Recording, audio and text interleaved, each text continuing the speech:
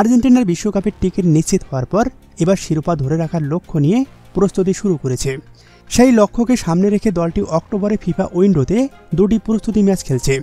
প্রথম ম্যাচে Lionel Messi মাঠে না থাকলেও দলের দায়িত্ব কাঁধে তুলে নিয়েছেন জিওভান্নি লো সেলসো। তার একমাত্র গোলেই ভেনেজুয়েলার বিপক্ষে জয় নিশ্চিত হয় আলবিসেলেস্তেদের। তরুণ নিকো পাজের দূরপাল্লার শট গোলরক্ষক আটক করেন, তা বল পোস্টে লেগে ফিরে আসে।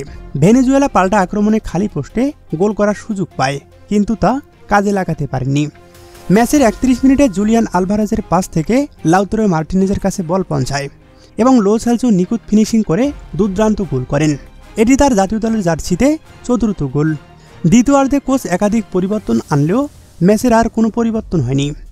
শেষ দিকে আর্জেন্টিনা কিছুটা গতি আনে, কিন্তু নিকো পাজ ও লাউতারো মার্টিনেজের শট গোলরক্ষক রুখে দেয়। শেষ পর্যন্ত লো সেলসোর একমাত্র গোলের কারণে আর্জেন্টিনা 1 গোলে জয়ী হন। আগামী মঙ্গলবার মায়ামিতে তাদের পরবর্তী প্রস্তুতি ম্যাচ হবে পুয়ের্তো রিকোর বিপক্ষে।